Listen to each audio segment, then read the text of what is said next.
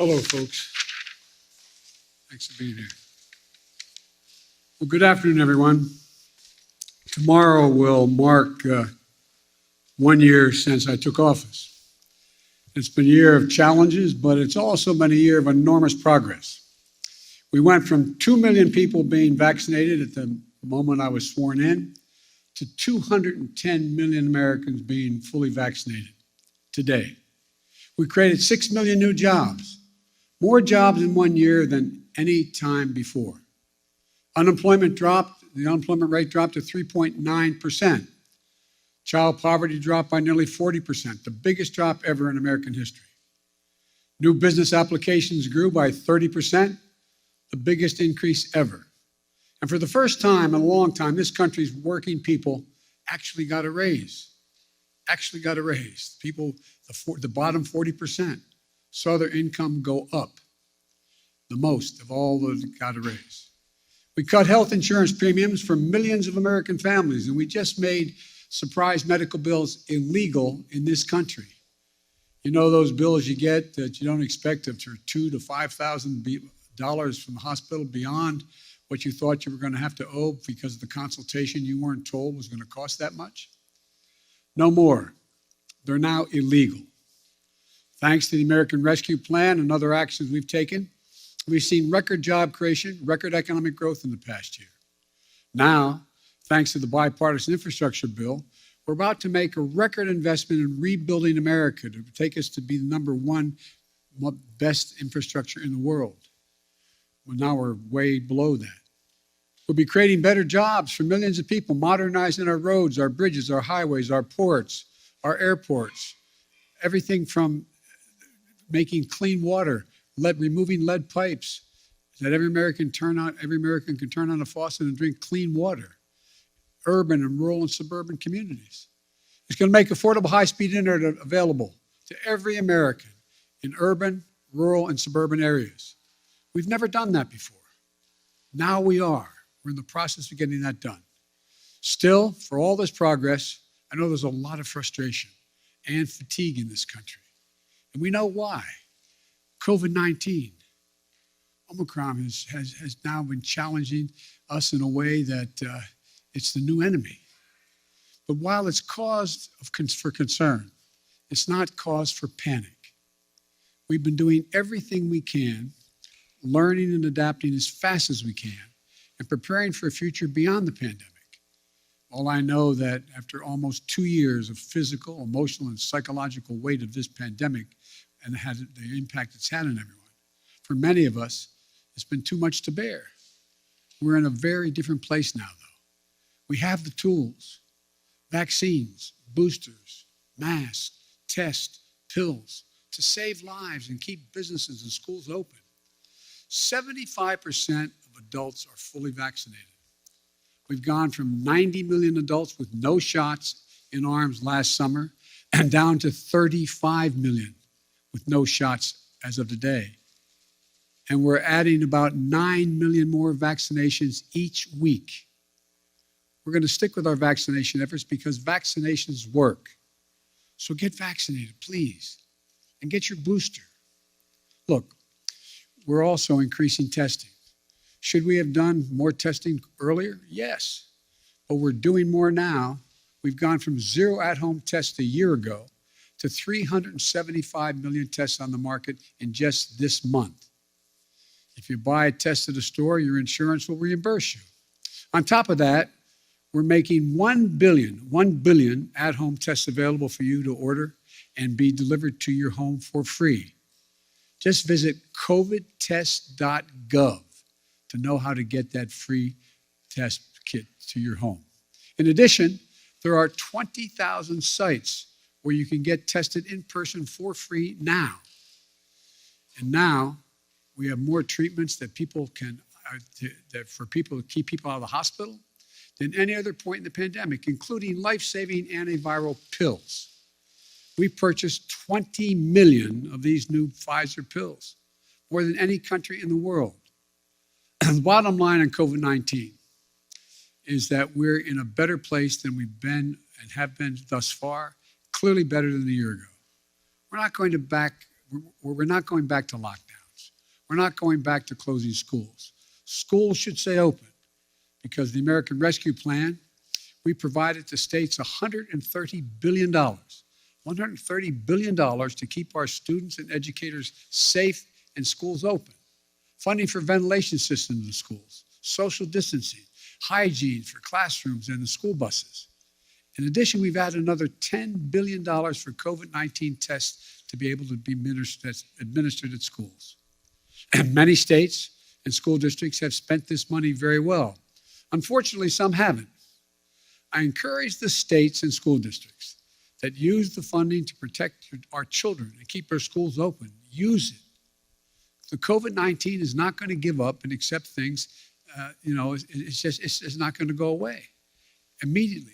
But I'm not going to give up and accept things as they are now. Some people may call what's happening now the new normal.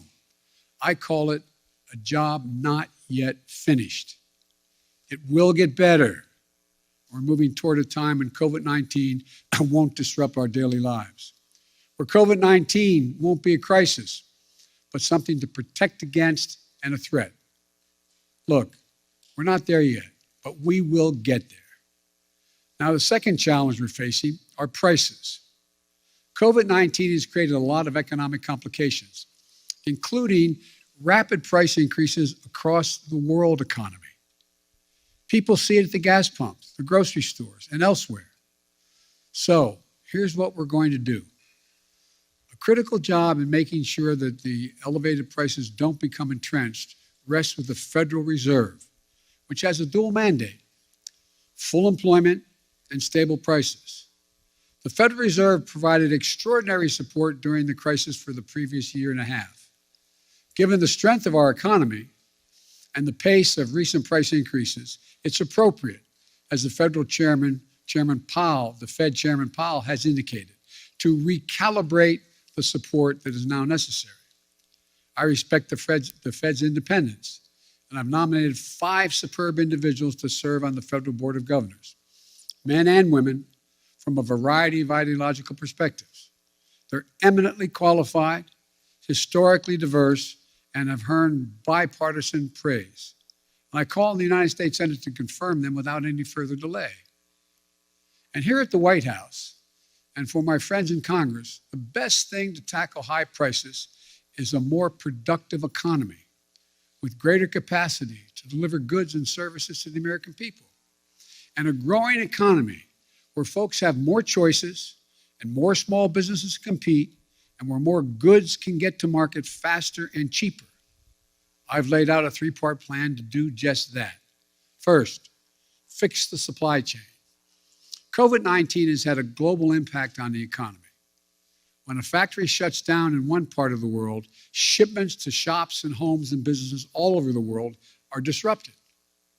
COVID-19 has compounded that many times over. A couple of months ago, in this very room, we heard dire warnings about how the supply chain problems could create a real crisis around the holidays. So we acted. We brought together business and labor, and that much predicted crisis did not occur.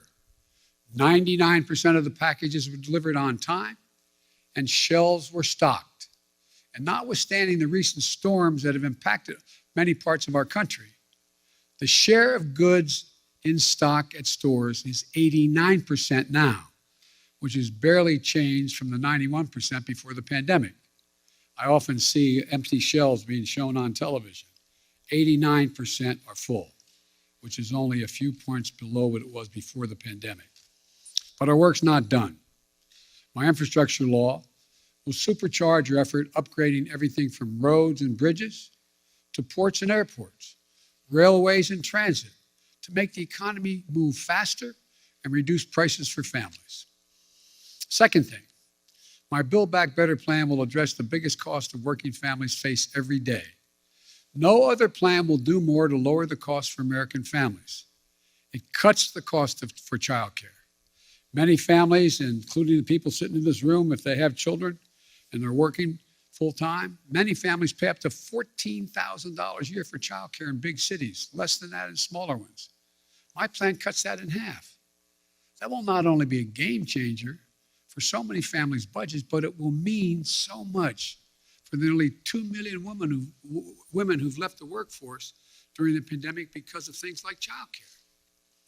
My Build Back Better plan cuts the price of prescription drugs. So insulin, that today costs some people as much as $1,000 a month, will cost no more than $35 a month.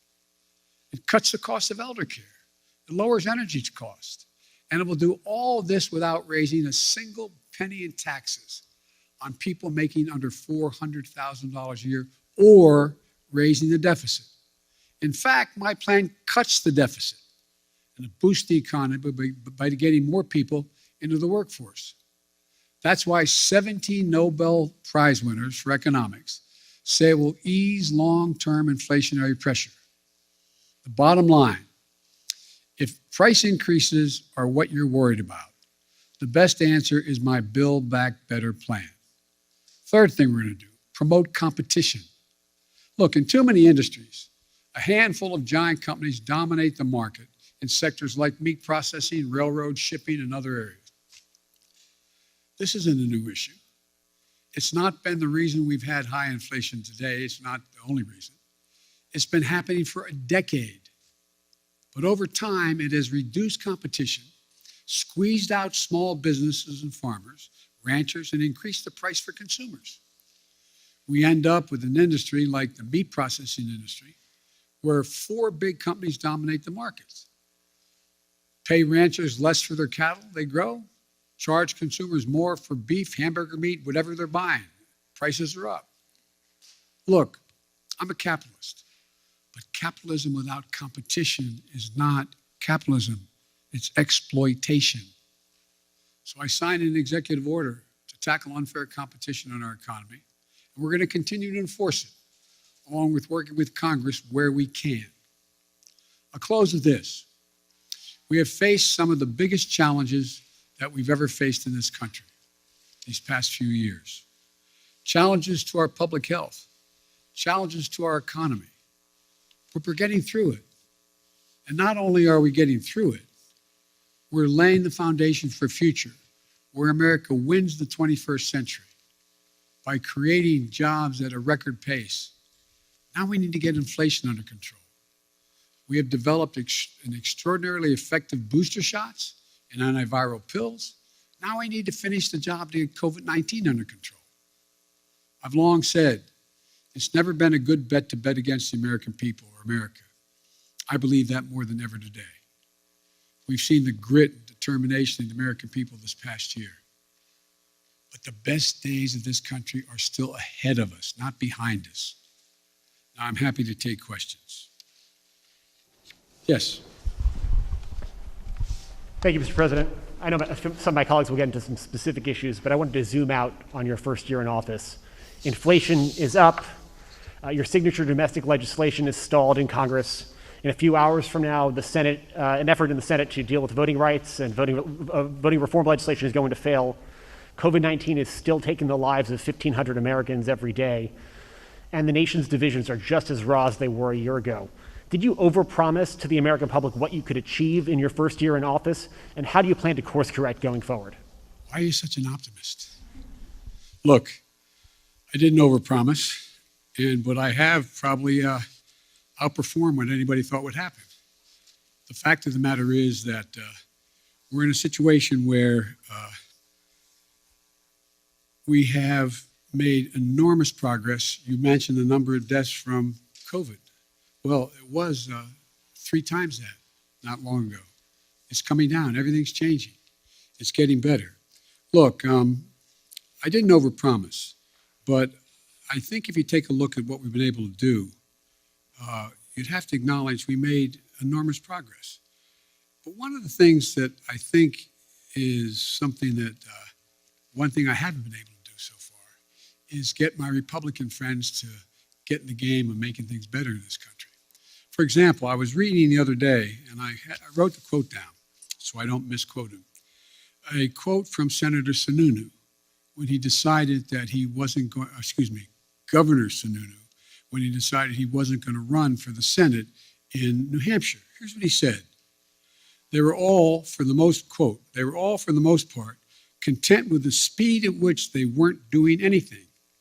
It was very clear that we just had to hold the line for 2 years. Okay, so I'm just going to be a roadblock for the next 2 years? That's not what I do, Sununu said. He went on to say it bothered me that they were okay with that. Then he goes on to say, I said, okay, so we're not going to get stuff done if we win the White House back,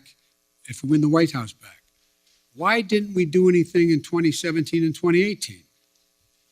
And then he said, how the Republican Sununu spoke to answer the challenge? He said, crickets, yeah, crickets. They had no answer. I did not anticipate that there'd be such a stalwart effort to make sure that the most important thing was that President Biden didn't get anything done. Think about this. What are Republicans for? What are they for? Name me one thing they're for. And so the problem here is that I think what I have to do in the change in tactic, if you will, I have to make clear to the American people what we are for. We've passed a lot. We passed a lot of things that people don't even understand what's all that's in it, understandably. Remember when we passed the Affordable Care Act and everybody thought that, it really was getting pummeled and beaten. And it wasn't until after we were out of office and that next campaign, when that off-year campaign, and I wasn't in office anymore, went in a whole bunch of districts campaigning for Democrats and Republican districts who said they wanted to do away with health care, with Obamacare. And I started pointing out that if you did that, pre-existing conditions would no longer be covered. And they said, huh? We didn't know that. We didn't know that. And guess what? We won over 38 seats because we had explained to the people exactly what, in fact, had passed. Now, one of the things that I remember saying, and I'll end this, I remember saying to President Obama when he passed the Affordable Care Act, I said, you ought to take a victory lap. And he said, there's so many things going on, we don't have time to take a victory lap. As a consequence, no one knew what the detail of the legislation was. They don't know a lot of the detail of what we passed. So the difference is, I'm going to be out on the road a lot, making the case around the country with my colleagues who are up for re-election and others, making the case of what we did do and what we want to do, what we need to do. And so I don't think I've overpromised at all, and I'm going to stay on this track. One of the things that I remember, and I'll end this, I was talking with, Jim Clyburn, who was a great help to me in the campaign in South Carolina. And Jim said, and when he endorsed me, and there was a clip on television in the last couple of days of Jim, and it said that we want to make things accessible and affordable for all Americans. That's healthcare. That's education. That's prescription drugs. That's making sure you have access to all the things that everybody else has. We can afford to do that. We can't afford not to do it. So I tell my Republican friends, here I come. This is going to be about what are you for? What are you for? And I'll lay out what we're for. Mary Bruce, ABC. Thank you, Mr. President. You mentioned your Republican colleagues, but right now your top two legislative priorities, your social spending package and voting rights legislation, are stalled, blocked by your own party after months of negotiation. You are only guaranteed control of Washington for one more year before the midterms. Do you need to be more realistic and scale down these priorities in order to get something passed? No, I don't think so. When you say more realistic, I think it's extremely realistic to say to people, because let me back up. You all really know the politics of this country and your networks and others. You spend a lot of time, which I'm glad you do, polling this data, determining what the American people's attitudes are, et cetera. American people overwhelmingly agree with me on prescription drugs. They overwhelmingly agree with me on the cost of education. They overwhelmingly agree with me on early education. They overwhelmingly go on the list on child care. And so We just have to make the case of what we're for and what the other team's not for. Look, we knew all along that a lot of this was going to be an uphill fight. And one of the ways to do this is to make sure we make the contrast as clear as we can. And one of the things that I think is we're going to have to do is just make the case. I don't think there's anything unrealistic about what we're asking. I'm not asking for castles in the sky. I'm asking for practical things the American people have been asking for a long time. A long time. And I think we can get it done. You're not going to scale down any of these priorities, but so far that strategy isn't working. You haven't been able to get some of these big legislative ticket items done. I got two real big ones done, bigger than any president has ever gotten in the first year. But currently, Mr. President, your spending package, voting rights legislation, they're not going anywhere. So that's true. Is there anything that you are confident you can get signed into law before the midterm elections? Yes, I'm confident we can get pieces, big chunks of the Build Back Better law signed into law.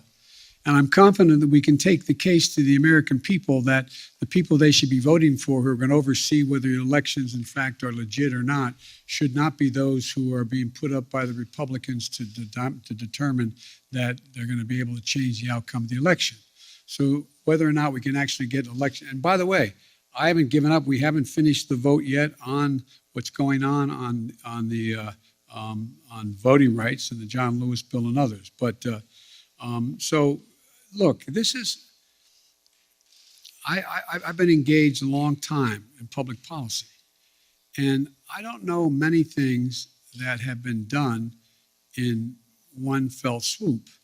And so I think the most important thing to do is try to inform, not educate, inform the public of what's at stake in stark terms, and let them make judgments and let them know who's for them and who's against them, who's there and who's not there, and make that the case. And that's what I'm going to be spending my time doing in this off-year election.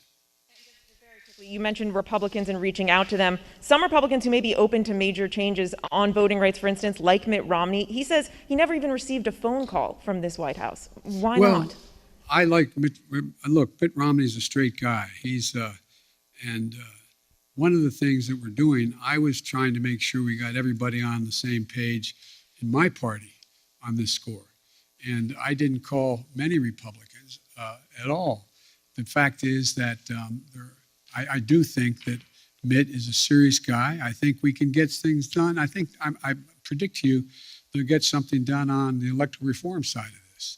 But rather than judge what's going to get done and not get done, all I can say is I'm going to continue to make the case why it's so important to not turn the electoral process over to political persons who are set up deliberately to change the outcome of elections. Allison Harris, please.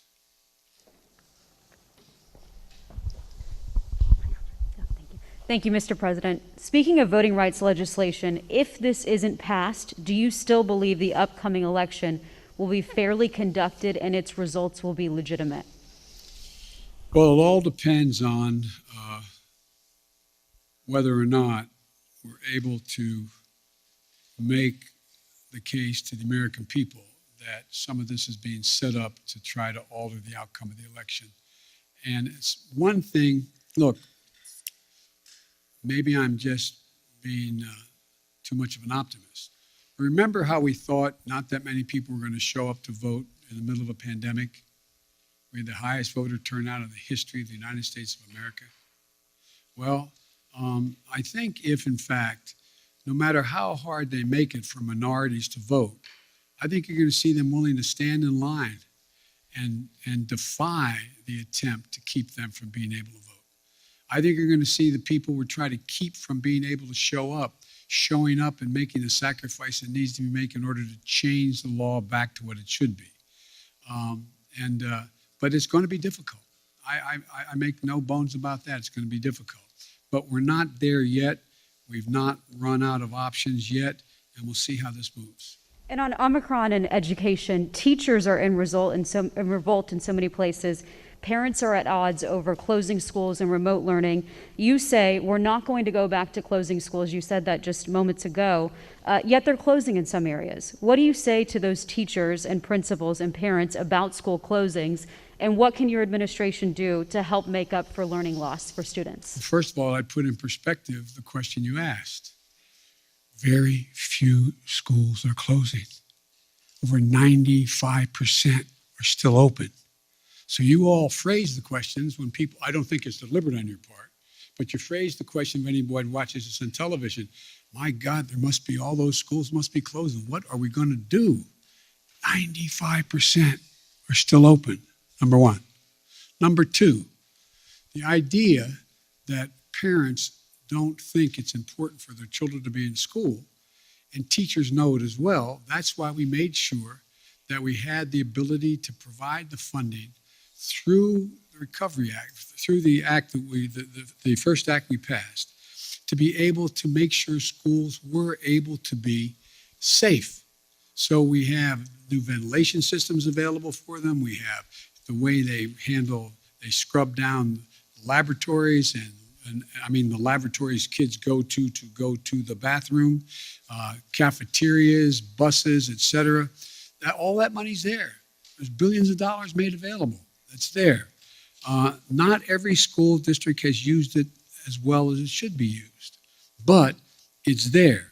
And so, in addition to that, there is now another $10 billion for testing of students in the schools. So I think as time goes on, it's much more likely you're going to see that number go back up from 95%, back up to 98, 99%. But the outfit, the individuals of the district that says we're not going to be open is always going to get, and I'm not being critical of any of you, it's always going to get front page. It's always going to be the top of the news. But let's put it in perspective. 95, as high as 98% of the schools in America are open, functioning, and capable of doing the job.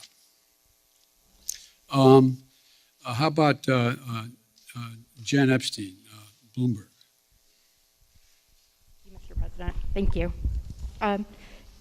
Your top foreign policy advisors have warned that Russia is now ready to attack Ukraine, but there's still little unity among European allies about what a package of sanctions against Moscow would look like. If the US and NATO aren't willing to put troops on the line to defend Ukraine and American allies can't agree on a sanctions package, hasn't the US and the West lost nearly all of its leverage over Vladimir Putin? And given how ineffective sanctions have been in deterring Putin in the past, why should the threat of new sanctions give him pause?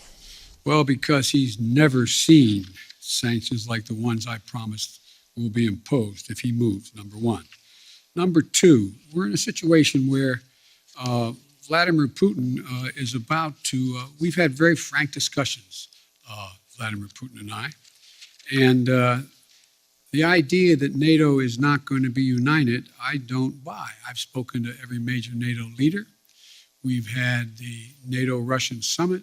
We've had the OSCE has met, et cetera.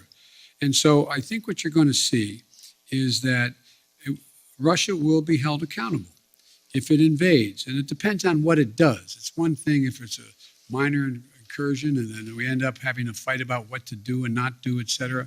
But if they actually do what they're capable of doing with the force amassed on the border, it is going to be a disaster for Russia if they further invade Ukraine, and that our allies and partners are ready to impose severe cost and significant harm on Russia and the Russian economy.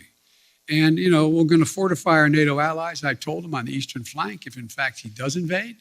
I've already shipped over $600 million worth of sophisticated equipment, defensive equipment, to the Ukrainians. The cost of going into Ukraine in terms of physical loss of life for the Russians, they'll be able to prevail over time, but it's going to be heavy. It's going to be real. It's going to be consequential. In addition to that, Putin has a stark choice. Either de-escalation or diplomacy, a confrontation of the consequences. And look, I think you're going to see, for example, everybody talks about how Russia has control over the energy supply that Europe absorbs. Well, guess what? That money that they earn from that makes about 45% of their economy. I don't see that as a one-way street. They go ahead and cut it off. It's like my mother used to say, you're biting your nose off to spite your face. It's not like they have all these wonderful choices out there. I spoke with the Prime Minister of Finland, and we're talking about concern on the part of Finland and Sweden about what Russia is doing. The last thing that Russia needs is Finland deciding to change its status. They didn't say they're going to do that, but they're talking about what, in fact, is going on and how outrageous Russia is being. We're finding ourselves in a position where I believe you'll see that there'll be severe economic consequences. For example, anything that involves dollar denominations, if they invade, they're going to pay. Their banks will not be able to deal in dollars. So there's a lot's going to happen. But here's the thing. My conversation with Putin, and we've been, how can we say it? We have no problem understanding one another. He has no problem understanding me, nor me him. And the direct conversations were, I pointed out, I said, you've occupied before other countries, but the price has been extremely high. How long? You can go in and over time, at great loss and economic loss, go in and occupy Ukraine. But how many years? 1, 3, 5, 10? What is that going to take? What toll does that take? It's real. It's consequential. So this is not all just a cakewalk for Russia. Militarily, they have overwhelming superiority as it relates to Ukraine. But they'll pay a stiff price immediately, near term, medium term, and long term if they do it. I'm sorry. Okay. David Sanger, New York Times. Thank you, Mr. President. I wanted to follow up on your answer there about Russia and Ukraine. When you were in Geneva in June, you said to us about President Putin, I think the last thing he wants now is a Cold War. Now, since then, of course, you've seen him gather these troops, 100,000 troops around Ukraine. Your Secretary of State said today he thought he could invade it at any moment. You've seen the cyber attacks, and you've seen the demand that he have a sphere of influence in which you would withdraw all American troops and nuclear weapons from what used to be the Soviet bloc. So I'm wondering if you still think that the last thing he wants is a Cold War. And has your view of him changed in the past few months? And if it has, and he does invade, would your posture be to really move back to the kind of containment policy that you saw so often when you were still in the Senate? The answer is that I think he still does not want any full-blown war, number one. Number two, do I think he'll test the West, test the United States and NATO as significantly as he can? Yes, I think he will. But I think he'll pay a serious and dear price for it that he doesn't think now will cost him what it's going to cost him. And I think he'll regret having done it. Now, whether or not, I think that, how can I say this in a public forum? I think that he is dealing with what I believe he thinks is the most tragic thing that's happened to Mother Russia, in that the Berlin Wall came down, the empire has been lost, the near abroad is gone, etc. The Soviet Union has been split. But think about what he has. He has 8 time zones, a burning tundra that will not freeze again naturally, a situation where he has a lot of oil and gas, but he is trying to find his place in the world between China and the West. And so I'm not so sure that he has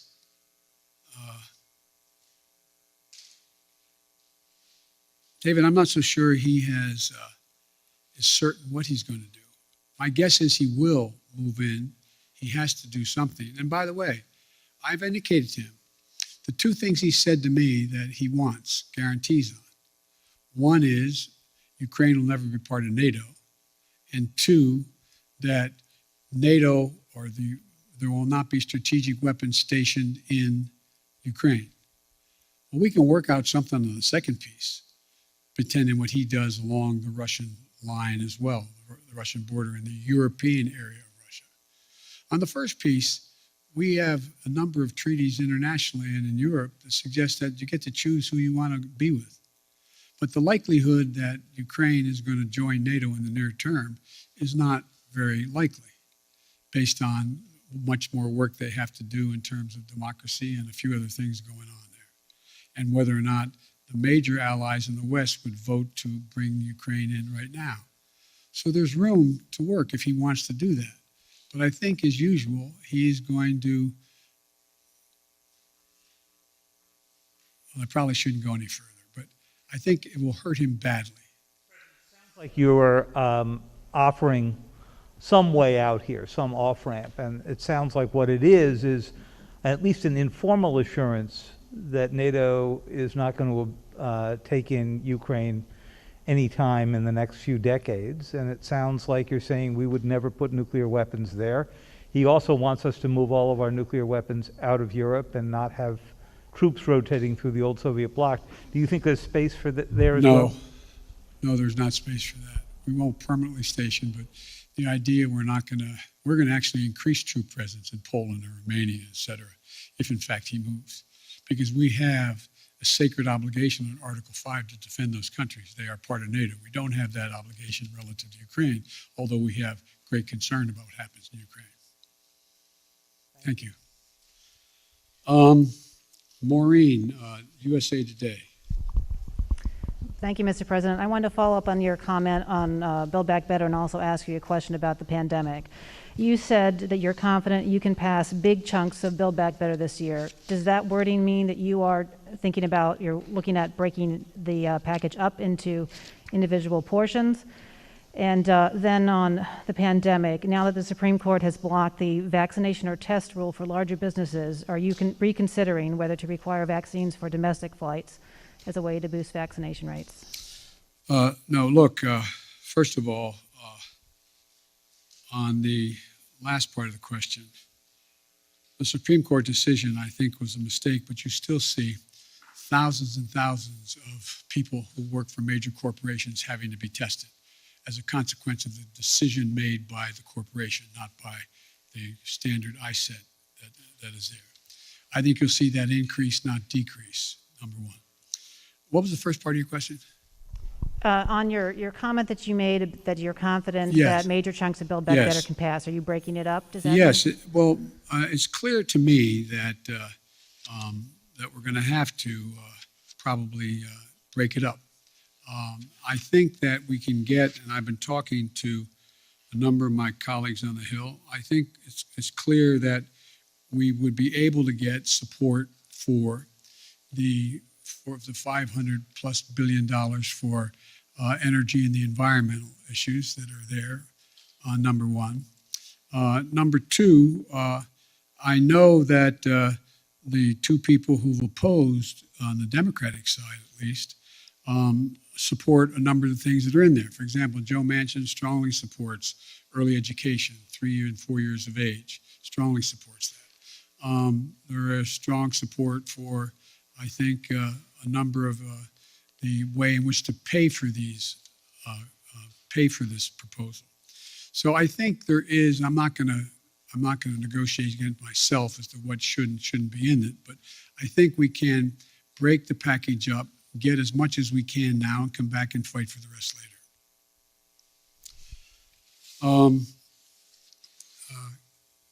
Ken, Wall Street Journal, Ken Thomas. Thank you, Mr. President. I wanted to ask you about the economy. As you said earlier, Americans are feeling the squeeze of inflation. Oil prices have been at about a 7-year high recently. How long should Americans expect to face higher prices when they're at the grocery store, when they're at the gas pump. Is this something that they're going to see into the summer, into next fall? And separately, you talk about the importance of the Fed, but isn't that an acknowledgement that you're limited in what you can do? If you're relying on the Fed to make decisions and you're unable to get a Build Back Better proposal through, aren't you simply limited in what you can do to deal with inflation? Well, look, as you know, Ken, the inflation has everything to do with the supply chain. And I think what you're seeing is that we've been able to make progress on speeding up the access to materials. For example, 1/3 of the increase in cost of living is the cost of automobiles. The reason automobiles have skyrocketed in price is because of the lack of computer chips. So we have the capacity, and we're going to do everything in our power to do it, to become self-reliant on the computer chips that we need in order to be able to produce more automobiles. That's underway. We've already passed, within the context of another bill, money for that in the House of Representatives, before the House of Representatives now. But I think there's a way we can move to, if we can move to get, for example, that one thing done, it can make a big difference in terms of the cost of, the total cost of living. Now, with regard to the whole issue of energy prices, that gets a little more complicated, but you saw what happened when I was able to convince everyone from including China, India, a number of other countries to agree with us to go into their version of their petroleum reserve, to release more into the market. So that brought down the price about 12, 15 cents a gallon, some places more. There's going to be a reckoning along the line here as to whether or not we're going to continue to see oil prices continue to go up in ways that are going up now relative to what impact that's going to have on the producers. And so it's going to be hard. I think that's the place where most middle-class people, working-class people get hit the most. They pull up to a pump and all of a sudden, instead of paying $2.40 a gallon, they're paying $5 a gallon. That's going to be really difficult. But so we're going to continue to work on trying to increase oil supplies that are available. And I think there's ways in which we can be of some value added in terms of the price of gas, natural gas and the like, to take the burden off the European countries that are now totally dependent on Russia. But it's going to be hard. It's going to be very hard. But I think that we have to deal with, for example, like I said, you have a circumstance where people are paying more for a pound of hamburger meat than they ever paid. Well, one of the reasons for that is you don't have that many folks out there that are the ones that are got the big four controlling it all. And so you're going to see more and more, we're going to move on this competition piece to allow more and more smaller operations to come in and be able to engage in buying and providing the access to much cheaper meat than exists now. But it's going to be a haul. Now, and I assume the reason you said if I can't get Build Back Better relates to what those 17 Nobel laureate economists said, that if in fact we could pass it, it would actually lower the impact on inflation, reduce inflation over time, et cetera. So there's a lot we have to do. It's not going to be easy, but I think we can get it done, but it's going to be painful for a lot of people in the meantime. That's why the single best way to take the burden off middle class and working class folks is to pass the Build Back Better piece that are things that they're paying a lot of money for now.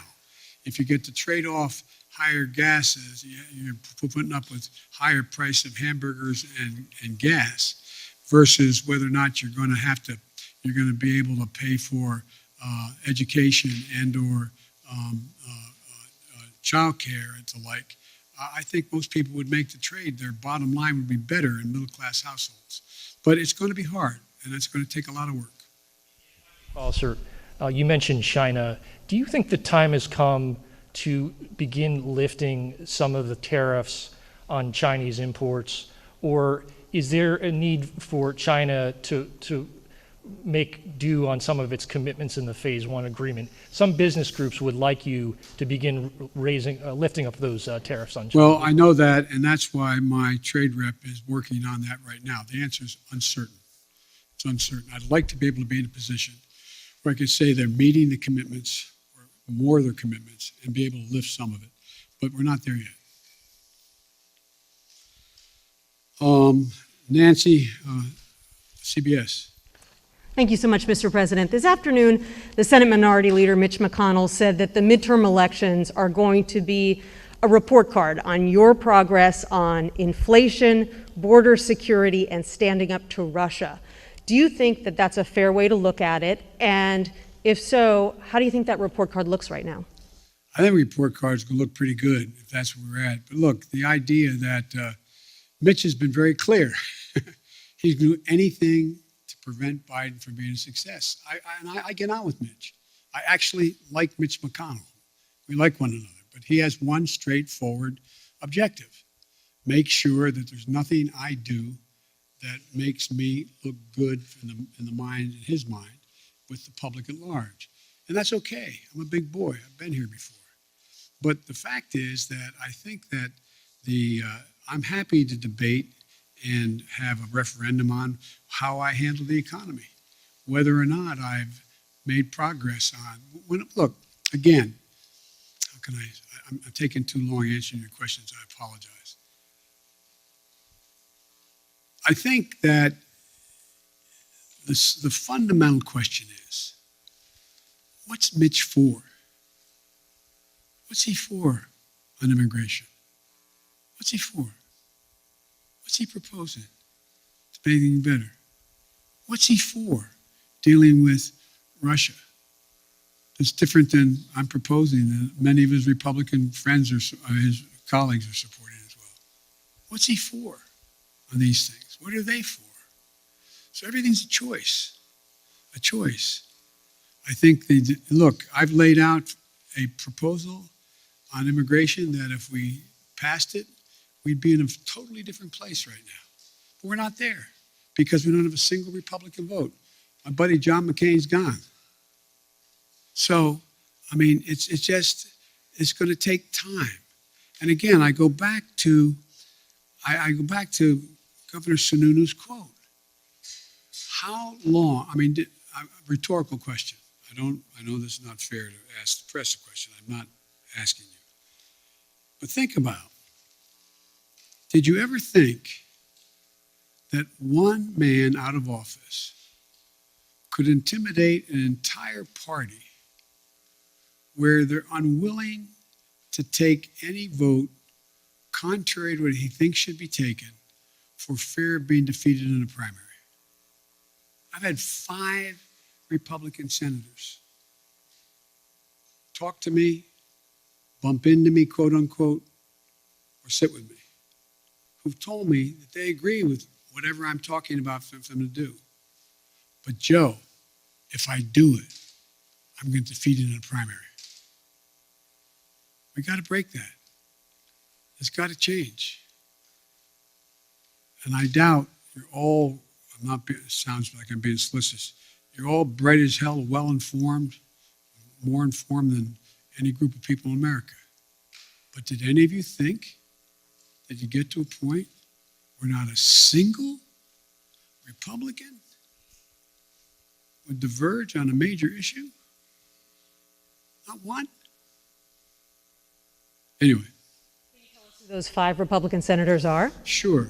No, are you kidding me? I maintain confidentiality. On voting but I'm rights, sure you've spoken to some.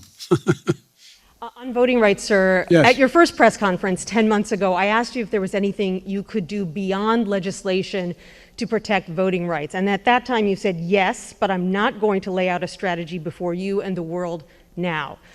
Now that legislation appears to be hopelessly stalled, can you now lay out your strategy to protect voting rights? Well, I'm not prepared to do that in detail in terms of the executive orders I may be able to engage in and other things I can do. But one of the things we have done, we have significantly beefed up the number of enforcers in the Justice Department who are there to challenge these unconstitutional efforts, in our view, unconstitutional efforts on the part of the Republicans to stack the election and subvert the outcomes. We have begun to organize in ways that we didn't before the communities beyond the civil rights community to make the case to the rest of the American people what's about to happen, what will happen if, in fact, these things move forward.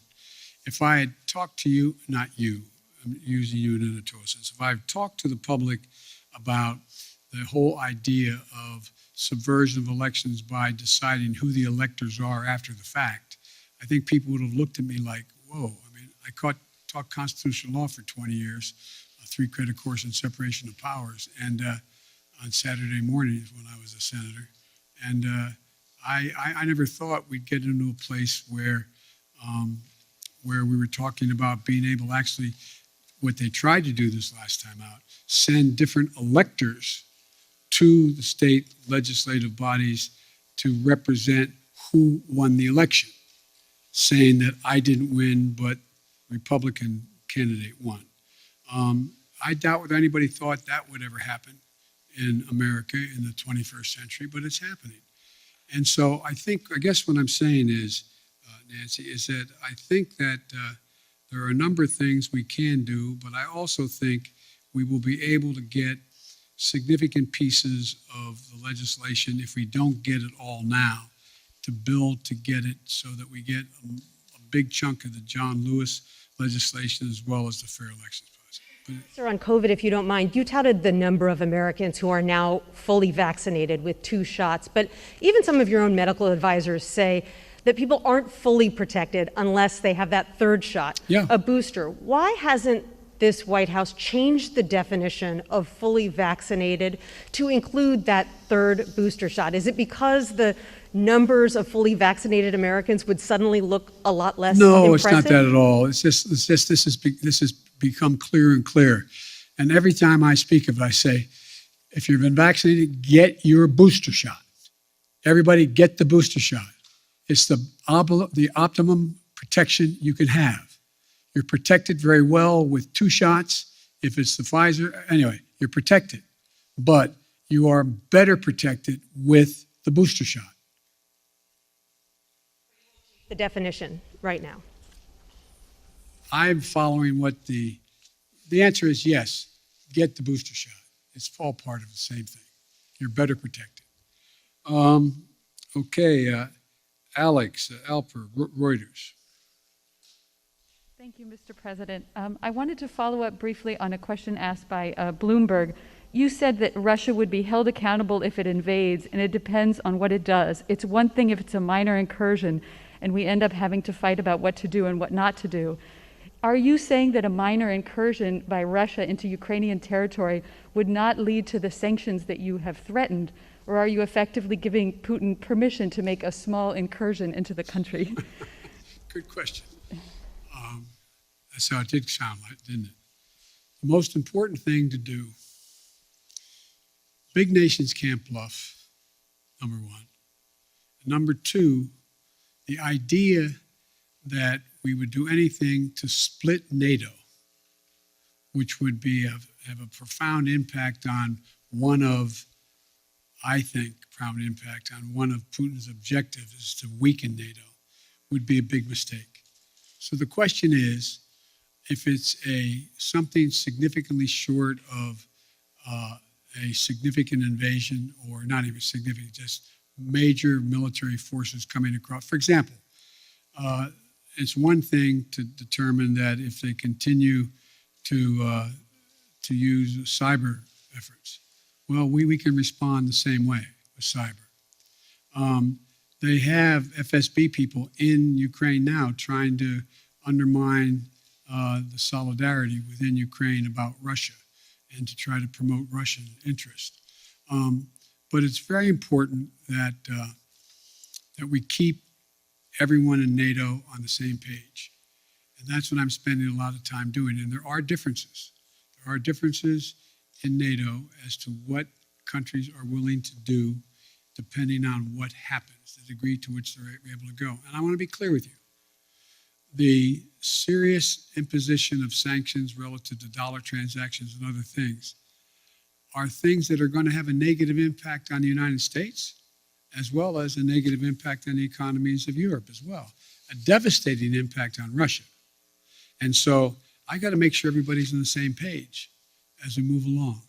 I think we will if there's something where there's Russian forces crossing the border, killing Ukrainian fighters, etc. I think that changes everything. But it depends on what he does, is actually what extent we're going to be able to get total unity on the NATO front. If I may ask a quick one on Iran, I just wanted to get your sense of whether the Vienna talks are making any progress, if you still think it's possible to reach a deal for both sides to resume compliance with the Iran nuclear deal, or if it's time to give up on that. Thank you. I'll do it in reverse. It's not time to give up. There is some progress being made. The P5+1 is on the same page, but it remains to be seen. Okay, Kristen, NBC. Very quickly on Russia, I do have a number of domestic policy issues, but on Russia very quickly, it seemed like you said that you have assessed, you feel as though he will move in. Has this administration, have you determined whether President Putin plans to invade or move into Ukraine, as you said? Look, the only thing I'm confident of is that decision is totally, solely, completely a Putin decision. Nobody else is going to make that decision. No one else is going to impact that decision. He's making that decision. And I suspect it matters which side of the bed he gets up on in the morning as to exactly what he's going to do. And I think it is not irrational, if he wanted to talk about dealing with strategic doctrine and dealing with force structures in Europe and in the European parts of Russia. But I don't know whether he's decided he wants to do that or not. So far, in the 3 meetings we've had, OSCE, and anyway, have not produced anything, because the impression I get from my Secretary of State, my National Security Advisor, and my other senior officials that are doing these meetings is that there's a question of whether the people they're talking to know what he is going to do. So the answer is, but based on a number of criteria as to what he could do. For example, for him to move in and occupy the whole country, particularly from the north, from Belarus, he's going to have to wait a little bit till the ground's frozen so he can cross. To move in a direction where he wants to talk about what's going. We're continuing to provide for defense capacities to the Ukrainians. We're talking about what's going on in both the Baltic and the Black Sea, et cetera. There's a whole range of things that I'm sure he's trying to calculate how quickly he can do what he wants to do and what does he want to do.